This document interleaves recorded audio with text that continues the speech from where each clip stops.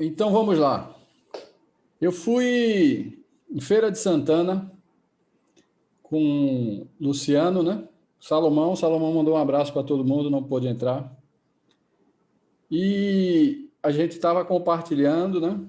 E aí Mariana, uma filha lá de um irmão, ela fez uma pergunta, né? Ela perguntou por que que a gente paga pelo pecado das outras pessoas, né?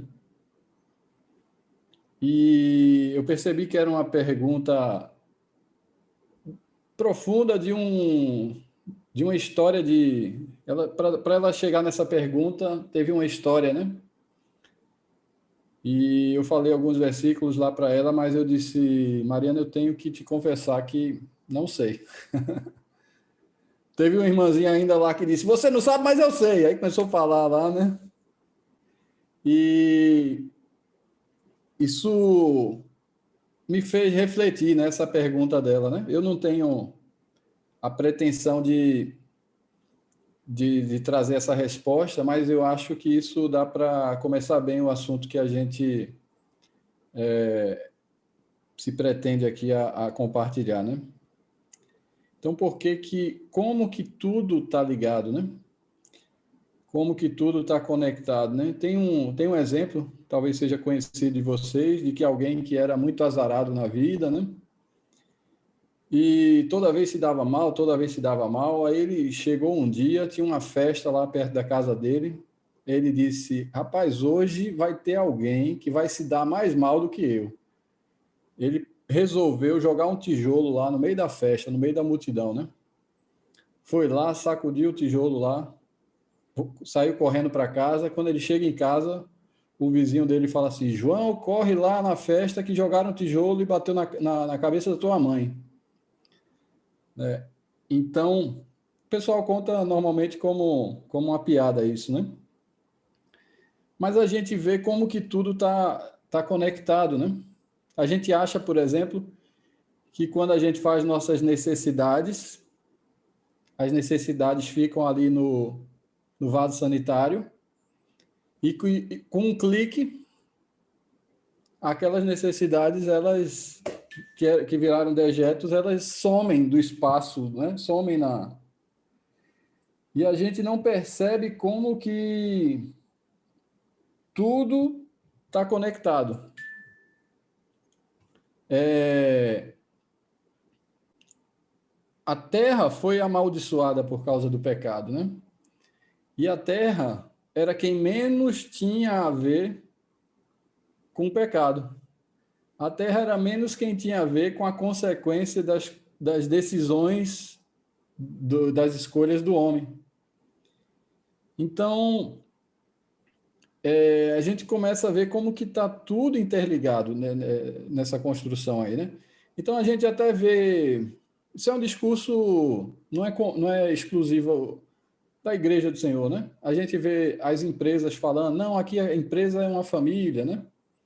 Então, algum condomínio, né? Ou algum grupo de ciclista, ou algum grupo de motociclista, ou algum grupo de vários ciclos sociais que existem, e o pessoal fala assim, aqui nós somos como uma família, né?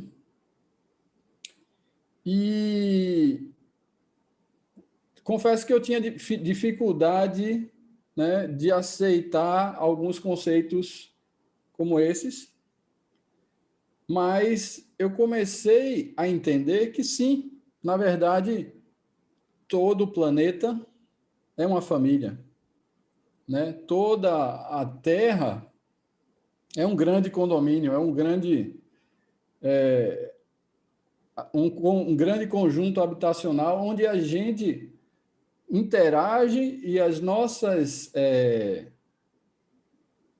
ações têm consequências sobre pessoas que às vezes a gente nem imagina, sobre gerações que a gente às vezes nem imagina. Então, quando a gente começa a entender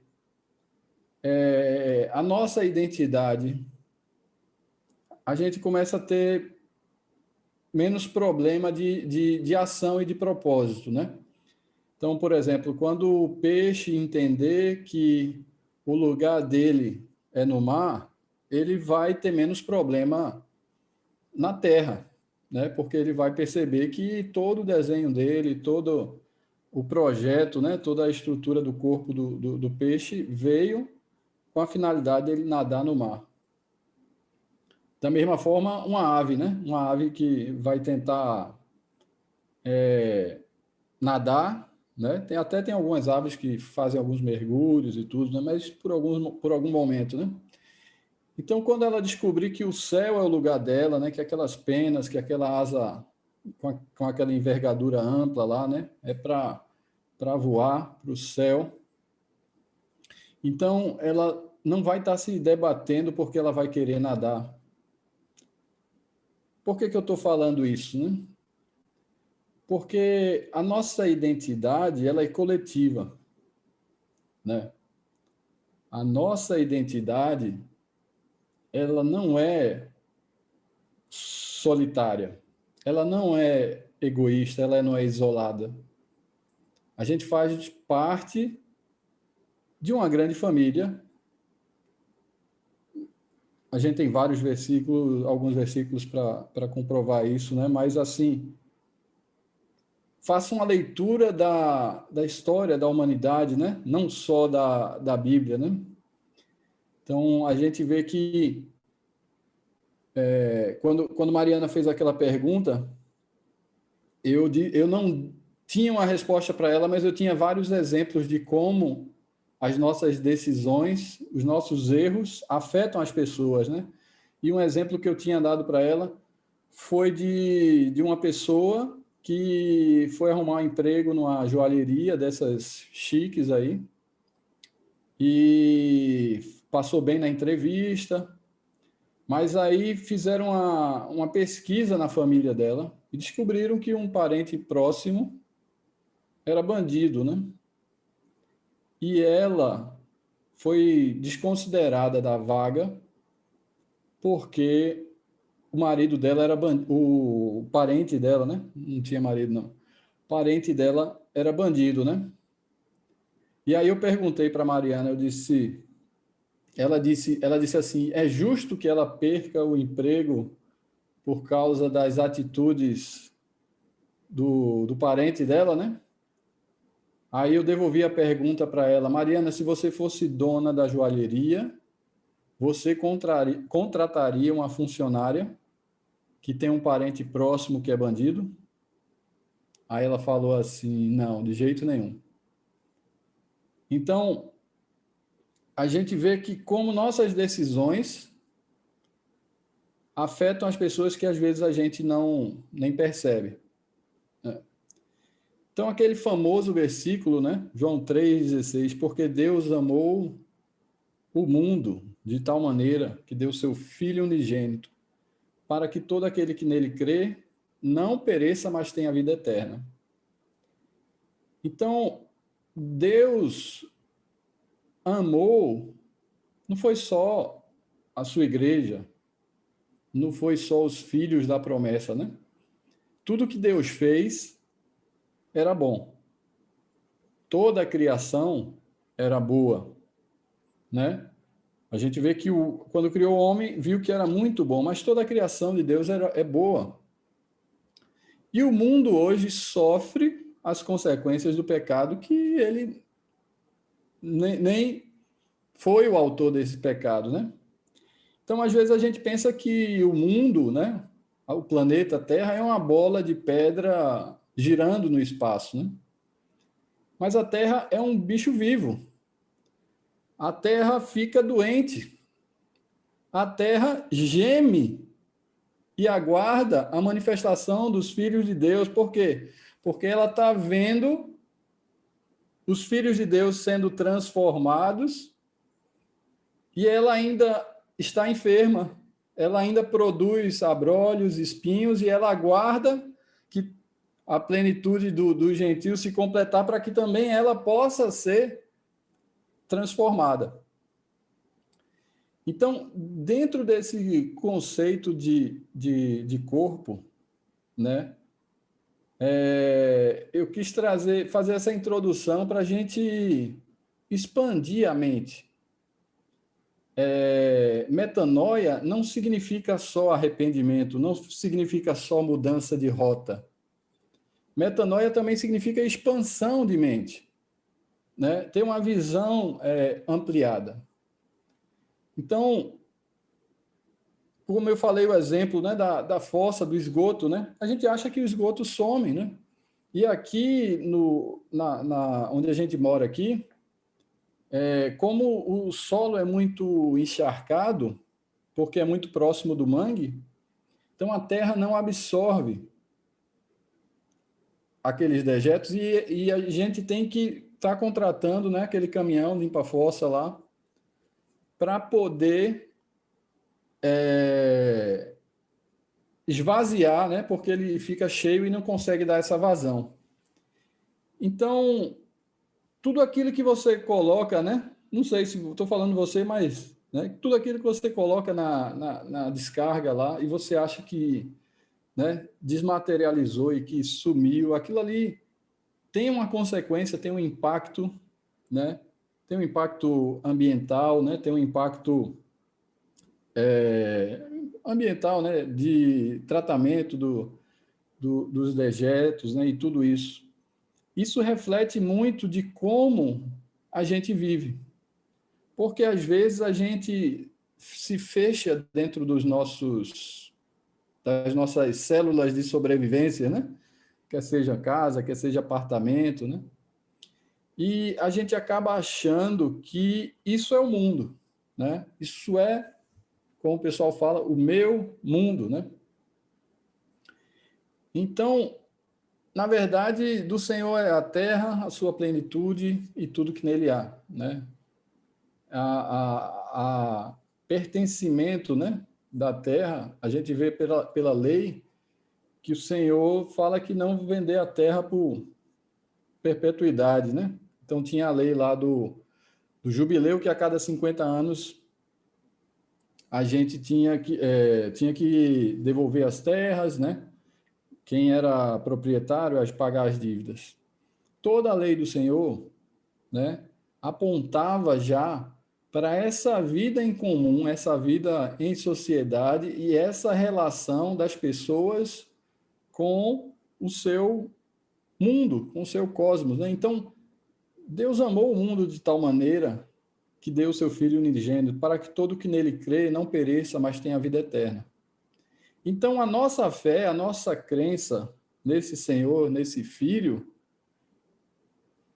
ela não só traz salvação para aquele que crê, mas traz salvação para a terra, né? Para o mundo, para as pessoas. Então, a gente começa a entender que a obra redentora de Jesus, ela não se trata apenas de indivíduos individualmente, embora cada conversão é individual, embora cada salvação seja individual, né? Mas o que é que a gente vê desde Adão? O que é que Deus tinha estabelecido ali? Uma família, né? Uma família para povoar a terra, para encher a terra, de acordo com a autoridade do Senhor. Depois Deus levanta quem? Abraão. E a Abraão, a promessa era que em ti serão benditas todas as nações. Então, quando a gente fala corpo de Cristo, a gente, pelo menos eu, né? Eu vou falar por mim. A gente acaba pensando muito na minha congregação, né? E aí, quando fala um é apóstolo, outro é profeta, outro é evangelista, outro pastor, outro mestre, eu penso em 5 pessoas dentro da minha congregação. Então, isso é bom você ter esse pensamento coletivo, mas ainda é muito pequeno, né? Porque hoje a gente está no mundo com 2 bilhões, sei lá quantas pessoas tem no mundo aí. E a igreja do Senhor, o corpo de Cristo, está espalhado por todo mundo, né? Jesus foi aquele que cumpriu essa promessa feita a Abraão, que nele seriam benditas todas as nações. Porque Efésios fala que no seu próprio corpo, né, ele derrubou a barreira da inimizade que havia entre os judeus e gentios, e de ambos os povos fez um novo povo com a única identidade, que é ser filho de Deus, sua família, seu corpo. Né? E 1 de Coríntios 12 fala assim: porque assim como o corpo é um e tem muitos membros, e todos os membros sendo muitos, não só um corpo, assim é também Cristo. Então veja só que forte aqui. Está se referindo a Cristo, está se referindo ao corpo como se refere a Cristo. Então o corpo de Cristo é Cristo. Obviamente que Cristo é o cabeça, e aí o versículo fala que tem muitos membros, cada um contribui com sua forma de seu dom específico que o Senhor deu. Mas Paulo entendeu o que era perseguir a Cristo, né? Porque ele nunca perseguiu a Cristo, ele perseguiu quem? O corpo de Cristo, né? E Jesus se apresenta: eu sou a Jesus a quem tu persegues. Então, a gente vê que o corpo de Cristo, né, é tratado como Cristo. Então, Suzana me ajudou na minha comparação uma vez dessa, né, que eu falo assim que é o corpo de bombeiros, né? O que é o corpo de bombeiros? Eu até pensava que era o caminhão de bombeiro, que era o quartel. Ela disse: não, nada disso não. É isso, Suzana. Ela disse: o corpo de bombeiros são as pessoas, né?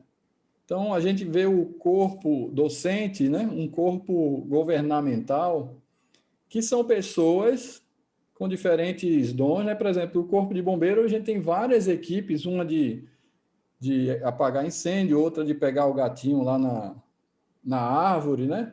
Outra de nadadores, né? De salvamento aquático. Cada um tem sua especialidade, e o corpo de bombeiro é bacana essa comparação, porque todos eles estão mobilizados na salvação de vidas.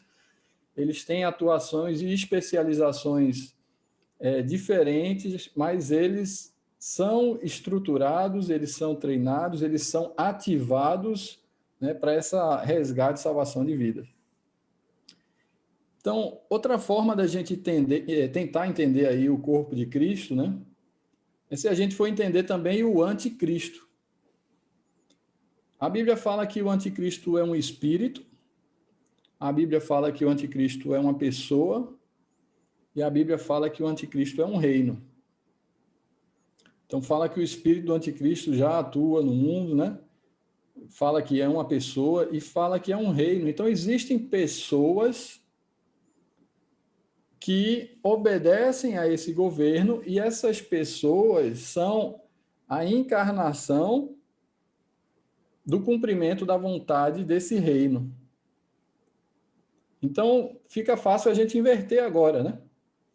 Por quê? Porque a Bíblia fala do corpo de Cristo, daqueles que foram batizados no seu espírito, né? E o corpo de Cristo é aquele que encarna a palavra e a vontade de Deus. Quando Adão era a imagem de Deus no Éden, era a representação da autoridade de Deus ali no Éden. Era a representação da vontade de Deus ali no Éden. Então, era alguém que tratava dos interesses de Deus de acordo com a vontade dele, conforme a soberania de Deus. Então, basicamente, não tem coluna do meio, né? Aquele que é morno, Apocalipse já fala, né? Que estou a ponto de vomitar, né? Então, existe o império das trevas e existe o reino da luz. E essa filiação não é mais dada por genealogia, por carne ou sangue, né? Essa filiação é dada pelo cumprimento da vontade e dos interesses dos quais a gente está representando. Porque Jesus teve umas conversas com os judeus que se declaravam ser filhos de Abraão. Filhos de Abraão equivale a dizer que eram filhos de Deus, equivale a dizer que eram o corpo de Cristo, né? E Jesus disse que se eles fossem filhos de Abraão, fariam as obras de Abraão, né, as obras da fé. E que eles queriam matar Jesus. E o fato deles quererem matar Jesus denunciava de que império, de que reino, de que corpo ele fazia parte. Então, embora externamente ele demonstrava que, né, era branquinho, por dentro era podridão. Ele denunciava que imperava na vida deles o cumprimento da vontade que não tinha nada a ver com as obras de Abraão. E Jesus falou que se vocês realmente fossem filhos de Abraão, vocês receberiam a mim, porque Abraão apontava para Jesus, né? Então a gente começa a ver que o corpo de Cristo, né? O corpo misterioso, místico de Cristo, são aqueles que encarnam a palavra e a vontade de Deus. Então, são aqueles que não são aqueles exatamente que estudam a palavra de Deus, né? Óbvio que o estudo é parte dessa trajetória, mas o que denuncia se somos desse corpo ou não, né? Então, o bombeiro, por exemplo, ele poderia ser estudante de bombeiro. E o propósito dele é salvar vidas, né? É apagar incêndio, é fazer resgates, né? Mas ele só vai demonstrar a qualificação profissional dele quando ele atuar, né? Quando ele estiver trabalhando na... Então, os que são batizados no Espírito, são batizados num só corpo. E esse um só corpo, ele é universal, ele não se limita a um pequeno grupo como esse que a gente está vendo aqui agora, né? E ele não se limita a essa era presente. Ele é a coletânea de todos os santos que cumpriram e que fizeram a vontade de Deus. Então, Romanos 12, 5 fala assim: assim nós, que somos muitos, somos um só corpo em Cristo, mas individualmente somos membros uns dos outros. Então a gente está fazendo um zoom aqui, né? A gente começou no planeta, né? Começou lá no Éden, a gente começou a ver a população mundial atuando, a gente começou a ver as sociedades, os condomínios, os bairros, as empresas, tudo como uma parte integrada com a Terra, tudo uma parte integrada com uma única comunidade global, digamos assim. E agora, esse versículo de Romanos 12, 5, fala que somos muitos, mas um só corpo. Mas, individualmente, somos membros uns dos outros. Então, a gente saiu do primeiro tópico de corpo e foi para o segundo tópico, que é juntas e ligamentos. Então, o cabeça desse corpo é Cristo, né? Então, essa vaga de cabeça, de Senhor, de Mestre, ela já está preenchida. Mas a gente tem o corpo funcionando pela sujeição mútua do corpo de Cristo. Então, o corpo todo está sujeito um ao outro. E, às vezes, a gente não entende, né? Como funciona isso, né? Deixa eu dar um exemplo. No simples fato a simples ação de tomar uma água, né? Então, a gente faz isso sem perceber a quantidade de comandos e movimentos. Se alguém aqui já tentou trabalhar com robótica, com programação, com Arduino, né? Vai entender que isso é complicado e a gente faz isso tão espontaneamente, tão automático, né? Então, eu pego o copo, certo? Levo a boca e tomo. Então, muitos movimentos foram feitos aqui. E a mão vai dizer assim, ó, cabeça mandou fechar. Por quê? Porque era fechar para segurar o copo, né? E aí transmite a ordem, é para fechar, é para fechar. E aí a boca fala assim, não, a cabeça falou que é para abrir. Para abrir e para tomar água, né? E um vai dizer que é para fechar e o outro vai dizer que é para abrir. Quem que está controlando isso, né? Quem que está controlando isso? Quem que tem razão, né? Então, a gente percebe que às vezes isso acontece conosco, né? Às vezes, quando cada membro quer ter o domínio, quer entender ou quer fazer o papel, talvez até do cabeça, e percebem comandos, mas eles não percebem a obra completa, né? O movimento completo, o que foi feito. Então, a gente não pode dizer que é parte do corpo de Cristo sem estar sujeito uns aos outros. Não existe, o corpo de Cristo não é a cabeça com todos os membros pendurados na cabeça, né? Existe um correto ordenamento dos santos para que o corpo possa funcionar de forma rica, harmônica, né? De forma desenhada por Deus, né? Então, quem se sujeita somente ao cabeça, quem se sujeita somente a Cristo, né? Todo mundo já sabe quem é, né? É o diabo. E o que é que acontece? A Deus aprove salvar o homem pela loucura da pregação do evangelho. Os anjos anelaram ter essa função de proclamar a salvação. Mas Susana, Deia, Anderson, Jean, Cíntia, né, Ciro, todo mundo aí, a gente recebeu essa mensagem através de um homem, de uma mulher, não foi?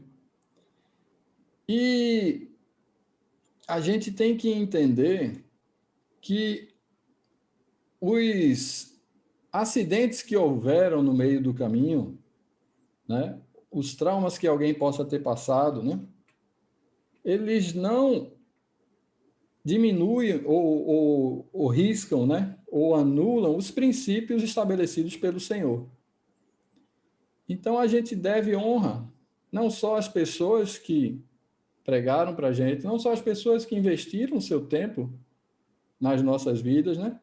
Não só a geração atual que fez isso com a gente, mas todas as outras gerações, né? Que dentro da revelação que tinham, dentro do entendimento que tinham, deram sua justa cooperação. A justa cooperação de cada parte, que produz o quê? O aumento do corpo de Cristo. Então, se a gente quer crescer, a gente precisa estar coordenado, a gente precisa estar conectado, a gente precisa estar articulado, né? Cada um cooperando com sua contribuição. Então, só para a gente tentar entender o que é a contribuição justa de cada parte, só tentar exemplificar, né? Então, tem alguém que contribui só com esse pedacinho aqui, ó. Só com esse pedacinho aqui. Isso é a capacidade que Daniel consegue contribuir. E aí Daniel se esforça e consegue contribuir até aqui, né? Então, a gente tem, né, outra pessoa aí, o Ciro, por exemplo, né? Ciro consegue contribuir nessa medida aqui, ó. Uma medida maior. Mas aí, de repente, o Ciro, rapaz, contribuiu só metade. A metade da contribuição de Ciro era muito maior do que a minha contribuição quase toda, né? Mas talvez não tenha sido a justa cooperação. Por quê? Porque ele tinha capacidade de contribuir mais. E isso tanto vale para o nosso empenho e piedade como discípulo do Senhor, e como também na capacidade de socorro e de auxílio do corpo de Cristo, né? Então, quando a gente mandou ajuda lá para Honduras, né? E aí Santos disse, Daniel, se abriu portas para pregar o evangelho, né? Aí eu disse, não, Santos, o evangelho foi pregado. Então, o evangelho foi pregado através do socorro e do amor. Não é que o socorro e o amor abriu portas e agora a gente pode pregar o evangelho. Não, o evangelho foi pregado, né? Então, foi uma cooperação. Isso foi o que, na ilustração do corpo, a gente vê isso, né? Se uma parte do corpo está enfermo, todos os demais membros sentem. Mas os membros que sentem são aqueles que fazem parte do corpo, né? Então, a gente vai viver, a gente está vivendo num momento de perturbação da Terra, né? Muita agitação, muitas crises, muitos terremotos, muitos tempestades, né? Muitos fatores climáticos diversos estão acontecendo. Perseguição também. E a gente, Deus está dando, né? Dentro da nossa capacidade, a chance de a gente demonstrar, de a gente atestar que somos parte desse corpo. Porque mais um versículo que comprova que o corpo é o próprio Jesus, né?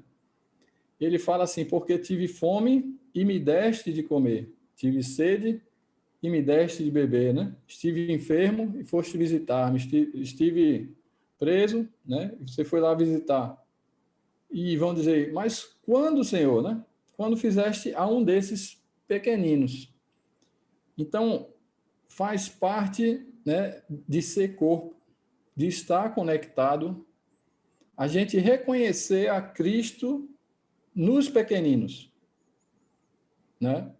E vê só, a gente tem milhões de desculpas que a gente foi herdando aí para a gente não ser generoso. E eu não estou falando só da generosidade financeira, generosidade de ser abençoador, como dispenseiro da graça de Deus, né? Não é só a questão financeira, é seu tempo, sua oração, né? Sua preocupação, né? Seu tempo de sono, né? Sua carona, várias outras coisas, né? Então, quando a gente reconhece a Cristo nos pequeninos, com necessidades... Ah, sim, eu tinha falado das desculpas, né? Então, às vezes fala assim, não, mas vou dar uma carona para ele, agora ele vai querer vir toda semana, eu vou ter que deixar ele mora longe, é fora de rota, é fora de... né? E o Senhor está te dando aquela oportunidade, né? Você está se estressando porque você já está fazendo uma projeção e por causa dessa projeção você não quer fazer aquela demonstração de piedade, né? Então, você vai lá e não, ele vai tomar esse dinheiro de cachaça, né? Pode ser que tome mesmo, né? Mas a generosidade não vai resolver o problema da pobreza do mundo. A generosidade vai resolver o problema do seu coração, né? Então, é uma oportunidade que você tem para exercitar, né? De glória em glória, de fé em fé. É difícil, eu sei que é difícil, né? Mas se a gente não dá o primeiro passo, se a gente não se permite aperfeiçoar de glória em glória, se a gente não se permite ser generoso, contribuir, né? A gente não está avançando na caminhada. Então, gente, a gente está num momento de pandemia ainda, né? Embora os comércios, tudo na rua já esteja funcionando normalmente, mas a cabeça das pessoas ainda não está funcionando normalmente, né? Os auxílios podem estar acabando, né? Os impactos podem aí estar, né? Ter outra onda de impacto, alguma coisa assim. E a gente não pode deixar passar um momento desse de crise e a gente ser luz do mundo, a gente ser sal dessa terra. Não se pode esconder uma cidade edificada sobre o monte, nem se acende uma candeia e se coloca debaixo do alqueire, né? Mas antes coloca no velador para que ilumine. Então, será que a gente é conhecido? Por isso que a palavra fala que nós devemos ser conhecidos, né? Então, existe um mistério, que é Cristo. Cristo é um mistério, que é o Logos, o Verbo de Deus, encarnado. Esse é o meu Filho amado, em quem me comprazo. Até que, enfim, Deus encontrou alguém que demonstra com sua vida os valores do reino de Deus. O Espírito do Senhor está sobre mim, porque me ungiu para ser muito famoso, né? Me ungiu para ser um pregador. Não, tudo aquilo que o Espírito Santo ungiu e capacitou a Jesus foi de ações de resgate, de socorro, de salvação, de doação, né? E Jesus falou: se eu, sendo Senhor e Mestre, vos lavei os pés, também vós deveis lavar os pés uns dos outros. Então, ele é o cabeça, ele é o corpo da igreja, ele é o princípio, o primogênito dentre os mortos, para que em tudo tenha a proeminência. Colossenses 1:18. Regozijo, Colossenses 1:24. Regozijo-me agora no que padeço por vós. Paulo falando, né, que ele estava se doando. Em verdade vos digo, padeço por vós, e na minha carne cumpro o resto das aflições de Cristo pelo seu corpo, que é a igreja. Então, Paulo estava falando que ele estava se regozijando por padecer pelos colossenses, cumprindo na carne dele as aflições de Cristo, pelo quê? Pela igreja, pelo corpo dele. Então, Jesus falou para Pedro: Pedro, quando você se converter, apacenta minhas ovelhas. Então, há uma conversão aí, onde a gente deixa de ser consumidor da graça de Deus e a gente passa a ser dispenseiro da graça de Deus. Isso é a maturidade que vai exigindo conforme o tempo que a gente tem de caminhada. Então, por decorrer do tempo, já é esperado, né, que a gente cuide, que a gente se compadeça, que a gente não precise, que isso seja algo, né, que brote da nossa iniciativa, né? Eu até falei alguns exemplos, né, com os irmãos sobre isso, né? Isso não é natural de ninguém. Então a gente tem que se exercitar. Tem pessoas que têm mais facilidade, outras menos, mas não é natural de ninguém. O natural de cada um de nós é a farinha pouca, meu pirão primeiro, né? É o senso de sobrevivência, é o medo da morte, é o medo que vai faltar. Tudo isso é mentalidade egípcia de escravidão, né? Gálatas fala que nós não somos filhos da escrava. Escravo do quê? Da carne, do pecado. Nós somos filhos da promessa. E se somos filhos, somos herdeiros. Então, a gente tem um pai no céu que sabe as coisas que a gente precisa antes mesmo de pedir. Ele é o dono do ouro e da prata. E a gente fica aferrado, né, com aquilo que tem, né, guardando o maná de um dia para o outro, e o maná apodrecendo. Então nós somos livres para ser dispenseiro, nós somos livres da escravidão, do endividamento, né? Então a forma que o diabo tem de tornar a gente escravo desse sistema é por uma dívida, porque a Bíblia fala que o que deve é escravo daquele que emprestou, né? E esse sentimento a gente está sempre devendo, a gente está sempre pagando conta, né? Então, a gente precisa organizar nossas finanças, precisa organizar nossos recursos. Por quê? Porque eu sei que cada um tem capacidades diferentes, cada um tem condições diferentes, mas é princípio, gente. É princípio que a gente consegue cooperar com esse corpo de Cristo, cada um conforme sua medida, a justa cooperação de cada parte. E isso não é para a salvação dos que recebem essa ajuda, isso é para a salvação nossa, de cada um de nós. Né? Isso é para a gente ver Cristo formado em nós, porque tem em vós o mesmo sentimento de Jesus, né? De que ele, sendo o Senhor, né? Ele sendo Deus, ele se esvaziou e veio para cá e não tinha onde reclinar a cabeça, né? Mulheres serviam ele. Para pagar o imposto, ele pediu para Pedro pescar o peixe lá. Então, ele perguntou até para Pedro, de quem cobra imposto? Do escravo ou do filho? Logo para quem? Para Pedro, né?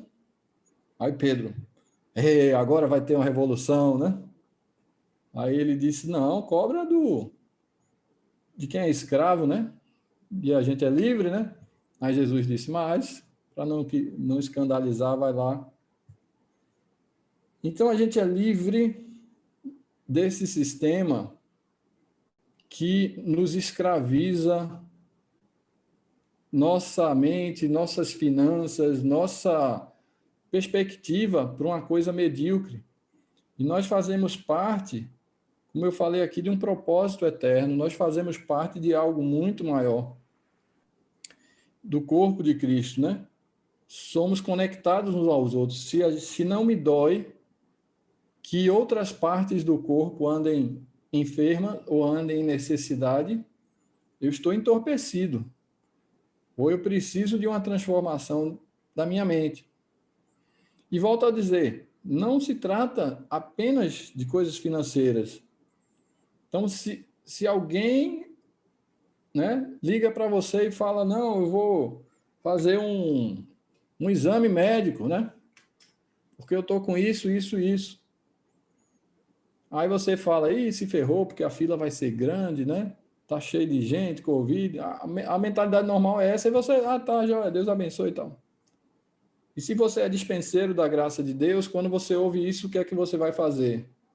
Você vai orar, você vai declarar a cura, você vai interceder, porque você não quer, né, ser irmão naquela situação. Isso não lhe custou dinheiro, isso não lhe custou recursos, foram 2 minutos de oração, né?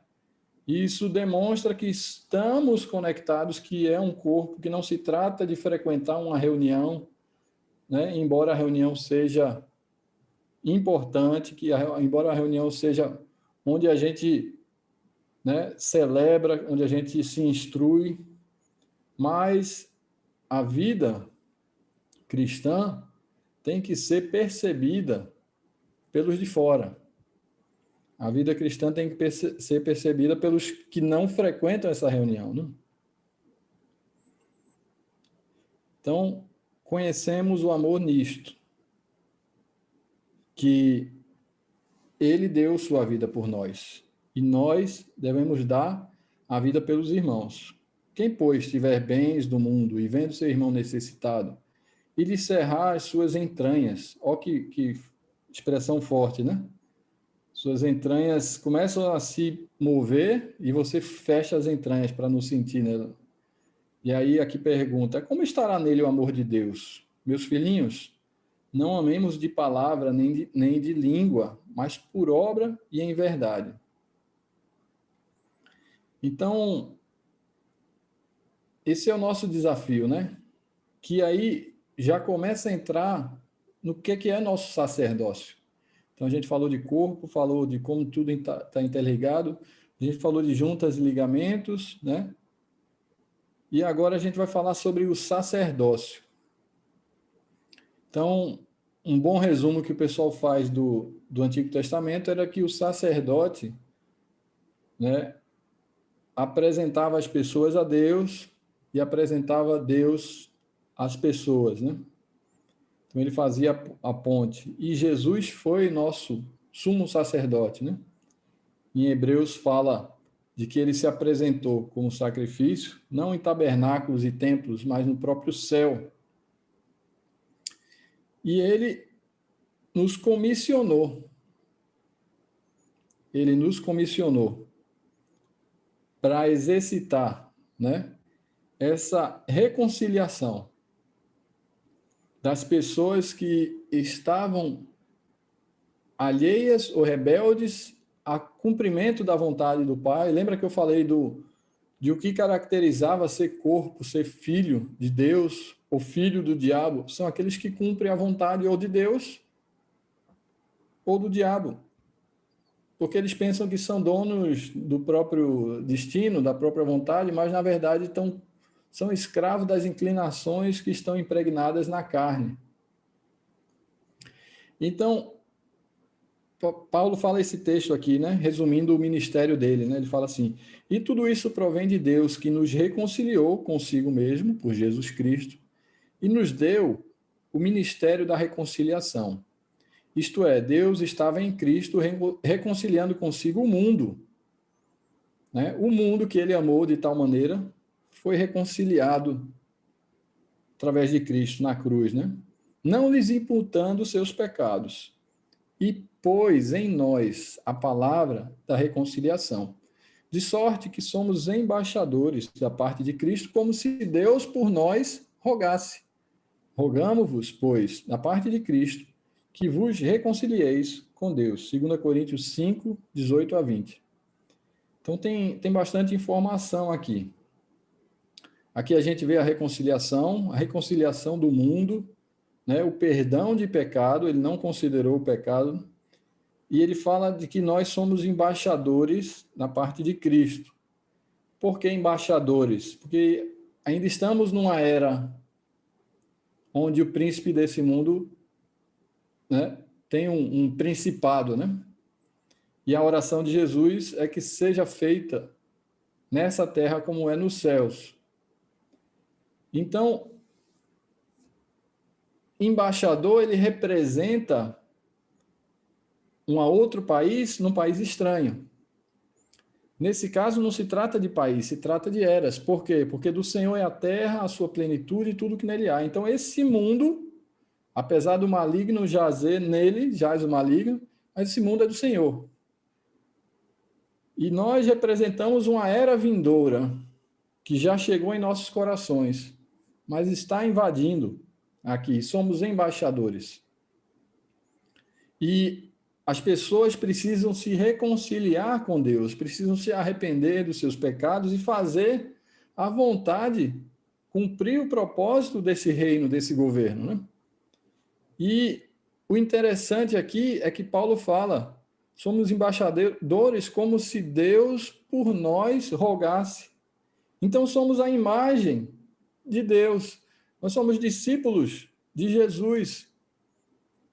Esse é o nosso sacerdócio, né? E ele aproveita e já faz sua parte lá, já faz seu dever de casa. Rogamos-vos, pois, da parte de Cristo, que vos reconcilieis com Deus. Então, esse é o sacerdócio nosso. E essa pregação, ela não é apenas oral. Tudo isso que a gente falou não é só a terra que aguarda a manifestação dos filhos de Deus. Quantas pessoas nesse mundo estão querendo realmente conhecer esse povo que se ama, esse povo que se ajuda, né? Esse povo que realmente age, realmente atua como uma família. Esse povo que, embora exista, né, um governo, embora exista um Estado, eles agem em paralelo a esse Estado, a esse governo, representando uma outra pátria. Porque a gente, quando tem uma mentalidade individualista, a gente acha que quem tem que fazer as coisas é o governo. A gente acha que quem tem que fazer as coisas são as autoridades. A gente acha que quem tem que prover na igreja são os líderes. Então, essa mentalidade sempre tira a minha participação, a riqueza da minha participação em ser provedor, em ser cooperador, em ser trabalhador, né? Então, o problema nunca foi a seara. A seara nunca foi pequena. A seara, né? O problema sempre foi a falta de trabalhadores, né? Jesus fala, ó, rogai o Senhor da seara para que mande trabalhadores. Então, existe muita gente para ser resgatada, para ser reconciliada, para ser abraçada, para ser ouvida.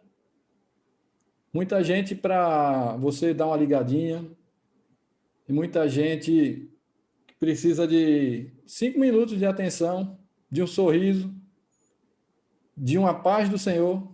Eu falei para o irmão lá de Vitória, paz do Senhor, meu irmão. Aí ele olhou assim para mim e falou, rapaz, tem 30 anos que eu não falo isso, porque ele tinha vindo de um grupo que tinha esse cumprimento, né? E aí eu disse, nem toda tradição é ruim, e eu não estou falando porque é uma tradição, porque eu nem fui criado nessa tradição, né? Mas, em vez de eu falar, e aí, beleza, tudo bem, né? Eu entendo que as pessoas precisam de paz, né? E se não for recebida, vai voltar para mim, assim fala a palavra, né?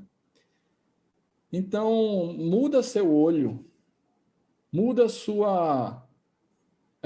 tira o foco de você mesmo e você se sente parte desse corpo resgatador, desse corpo curador, desse corpo salvador, né? Desse corpo que ama, que é o corpo de Cristo, né? Então a igreja do Senhor é maravilhosa, meus irmãos. A igreja do Senhor é linda, né? E ela tem sofrido ataques para que a gente não viva nem de forma unida, nem de forma coordenada, nem de forma integrada, né? Então, o que antes era enfermidade crítica, né? Que era o isolamento social. Os psicólogos tratavam o isolamento social como um ápice de distúrbios que as pessoas passavam e aí elas se isolavam da sociedade. Isso era enfermidade.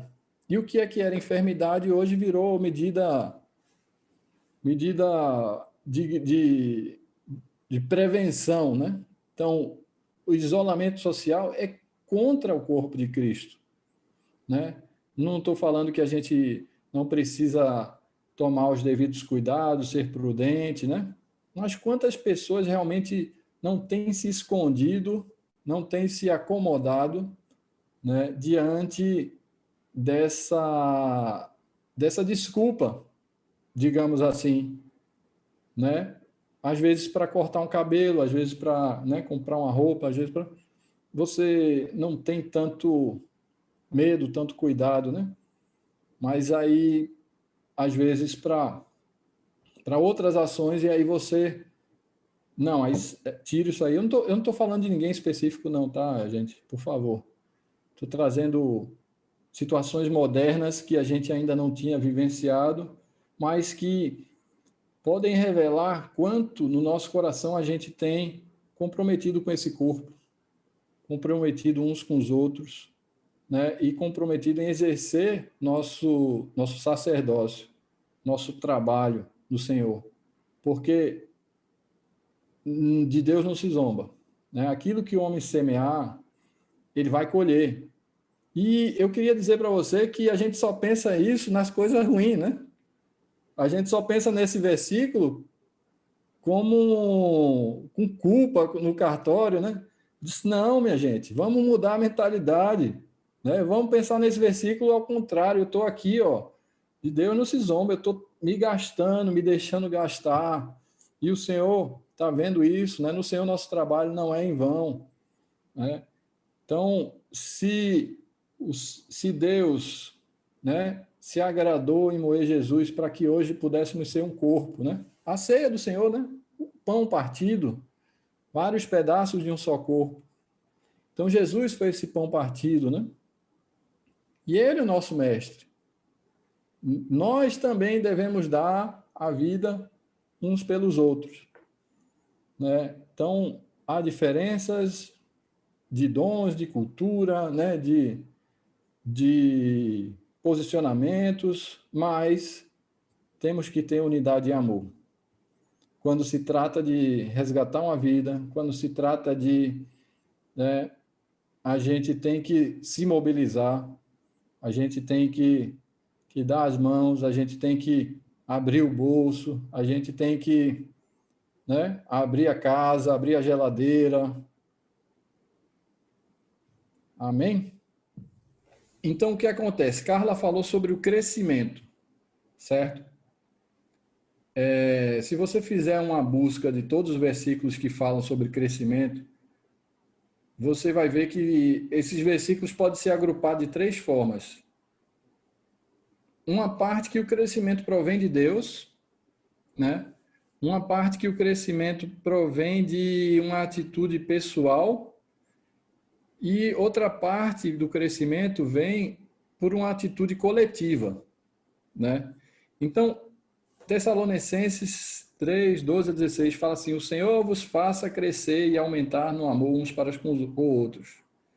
1 Coríntios 3, 6, 9 fala assim: eu plantei, Apolo regou, mas o crescimento veio de Deus, de modo que nem o que planta é alguma coisa, nem o que rega, mas Deus que dá o crescimento. E de Deus somos cooperadores, né? Então, Mateus 16, 18, né? Jesus fala para Pedro, né, que ele ia edificar a igreja do Senhor. E João 15, 5, né, fala que quem permanece nele e ele na pessoa, esse dá muito fruto. Então, primeira coisa, Carla, é que o crescimento provém do Senhor, mas somos cooperadores de Deus, né? Ele sempre nos colocou, sempre, embora não precisasse, sempre nos chamou para fazer parte desse trabalho, né? Desse trabalho maravilhoso. Então, existe também uma atitude pessoal minha, que pode contribuir para esse crescimento. Isso é individual de cada um, né? 2 Pedro fala assim: por isso mesmo, reunindo toda a diligência, associai com a vossa fé a virtude, com a virtude o conhecimento, com o conhecimento o domínio próprio, com o domínio próprio a perseverança, com a perseverança a piedade, com a piedade a fraternidade, com a fraternidade o amor, para que estas coisas, existindo em vós e em vós, aumentando, fazem com que não sejais nem inativos, nem infrutuosos no pleno conhecimento do nosso Senhor Jesus Cristo. Então, existe uma atitude pessoal que leva a ser frutífero, né? Que leva ao crescimento, né? Que é a piedade, né? Resumindo aqui, a piedade. 2 Pedro 1, 5 a 8, depois para quem quiser ver. Existe o dom de línguas, né? Vós, porém, amados, edificando-vos na vossa fé santíssima, orando no Espírito Santo. Então, a oração no Espírito Santo vai trazer edificação, né? 1 Coríntios 14, 4 fala: o que fala em outras línguas a si mesmo se edifica, mas o que profetiza edifica a igreja. Então, o falar em línguas traz minha edificação pessoal. Então, Deus trazendo crescimento, né? Uma atitude pessoal minha trazendo crescimento. A palavra também traz crescimento, né? Então, 1 Pedro 2, de 1 a 2, fala: despojando-vos, portanto, de toda maldade, dolo, de hipocrisia, de inveja, de toda sorte de maledicências, desejai ardentemente, como crianças recém-nascidas, o genuíno leite espiritual, para que, por ele, vos seja dado o crescimento para a salvação. O genuíno leite espiritual, o verdadeiro alimento aí, né? Atos 20, 32, fala assim: agora, pois, encomendo-vos ao Senhor a palavra de sua graça, que tem poder para vos edificar. Então, a palavra tem poder para edificar. Mateus 13, 23, fala assim: mas o que foi semeado em boa terra é o que ouve a palavra, a compreende, este frutifica e produz 100, 60, 30 por 1. Mateus 7, 24, mas todo aquele, pois, que ouve essas minhas palavras e as pratica, será comparado a um homem prudente que edificou a casa sobre a rocha. Então, Deus dá o crescimento. Eu tenho uma atitude pessoal, né? Através de línguas, através da palavra, através de uma piedade que traz o crescimento. E existe a contribuição coletiva do crescimento entre nós. Porque a gente acabou falando de ajuda financeira, de generosidade, digamos assim, né? Mas existe muito mais do que isso para fluir entre nós, né? Então, existe uma estrutura que provém de Deus. Existe uma organização que provém de Deus. Nem toda estrutura é ruim, né? Uma palavra que o Senhor falou para mim, né? Talvez não sirva para vocês, mas falou para mim, né? Que o mendigo, ele é livre da estrutura para viver a vida de mendigância, né? Então, o mendigo, ele está livre da estrutura, de todas as estruturas. Para quê? Para ser mendigo, né? Então, existe uma estrutura que procede de Deus, que provê esse crescimento, né? Colossenses 2:19, ele fala, e não retendo a cabeça, da qual todo o corpo suprido e bem vinculado, por suas juntas e ligamentos, cresce o crescimento que procede de Deus. Então, se a gente quer crescer como igreja do Senhor, a gente não pode reter o cabeça, a gente tem que estar bem suprido e vinculado para crescer esse crescimento. Porque existe crescimento que não procede de Deus. Por exemplo, se eu bater a minha cabeça aqui, ela vai inchar, vai criar um crescimento aqui. Mas é uma enfermidade, né? Se eu tiver um câncer, vai nascer um caroço aqui, é um crescimento, mas não é um crescimento coordenado pelo corpo. É um inchaço, é uma enfermidade, é uma anomalia. O câncer é nada mais do que isso, um crescimento desordenado, né? Então, Efésios 4, 11 a 16, né? Bem famoso também, ele fala, ele mesmo concedeu uns para apóstolos, outros para profetas, outros para evangelistas, outros para pastores e mestres, com vistas ao aperfeiçoamento dos santos, para desempenho do seu serviço, para a edificação do corpo de Cristo, até que todos cheguemos à unidade da fé, do pleno conhecimento, do Filho de Deus, à perfeita varonilidade, à medida da estatura da plenitude de Cristo, para que não mais sejamos como meninos agitados de um lado para o outro, levados ao redor por todo vento de doutrina, pela artimanha dos homens, pela astúcia com que induzem ao erro, mas, seguindo a verdade em amor, cresçamos em tudo naquele que é a cabeça, Cristo, de quem todo o corpo, bem ajustado e consolidado pelo auxílio de toda junta, segundo a justa cooperação de cada parte, efetua seu próprio aumento para a edificação de si mesmo em amor. Então, os homens dons, né, como o Olhos falou da outra vez, são dados para a igreja. Ele mesmo concedeu. Ele concede os homens com dons para a igreja. Ele não dá a igreja para homens com dom, né? Os homens com dons são para a igreja. Da mesma forma que a cidade, né? Deus não dá a cidade para a igreja. Deus dá a igreja para a cidade.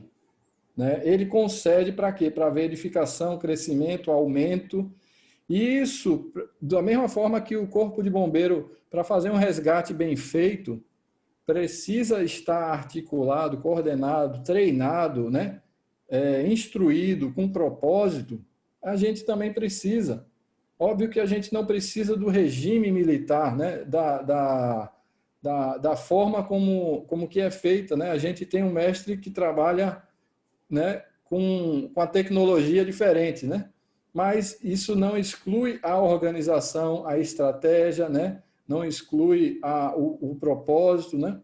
Então, e aqui fala de falando a verdade em amor, né? Olhos compartilhou sobre isso, né? E fala para o desempenho do seu serviço, também Olhos falou sobre isso, né? Ou foi Jackson, não lembro, que se o corpo vai crescer, não porque Daniel está pregando uma palavra bonita, né? Não sei nem se está sendo bonito ou não, só estou... O corpo vai crescer quando cada um dos santos estiver desempenhando seu papel. Então, se a gente precisa pregar muito, né? Talvez falte a ação de cada um. E Carla falou aí bem que quando eu coloquei que cada um contribui conforme sua capacidade, não estou querendo limitar a sua contribuição. Não, seja ousado, seja, né, surpreenda, seja... Mas é que, óbvio que, né, você tem que entender que você não tem... Por exemplo, a gente ajudou 4, 5 famílias em Honduras. A gente não ajudou todo o país, né? Mas 4, 5 famílias dava para ajudar? Dava. Então foi uma cooperação, né, boa. Depois Santos pode comentar um pouco como foi a recepção do pessoal, como o que ele compartilhou, né? Mas você é capaz de contribuir. Você é rico em palavra, você tem o Espírito Santo de Deus, né? Deus tem provisto recursos para você. Então, você deve ser semelhante a Jesus, dispenseiro, doador da sua própria vida, dos recursos que Deus lhe concedeu, do entendimento da palavra que Deus lhe deu, né? Então, cada um tem uma graça diferente, mas todos nós somos desafiados a exercitar isso. Então, a estrutura coletiva, bem ajustado, cresce. Né? O outro versículo de Efésios fala: edificados sobre o fundamento dos apóstolos e os profetas, sendo ele mesmo Cristo a pedra angular, do qual todo o edifício bem ajustado. Então, Paulo compara a corpo, Paulo compara a um edifício, né? Então, existe uma estrutura que coopera com esse crescimento. Aquele antigo exemplo que sempre foi usado, né? Que o corpo de Cristo não é uma sacola de membros, né? Então, dentro do crescimento coletivo, tem também os dons espirituais, né? 1 Coríntios 14, 12, fala assim: assim também vós, visto que desejais dons espirituais, procurai progredir, para quê? Para edificação da igreja. Então, a igreja vai progredir com o serviço, vai progredir também com dons espirituais.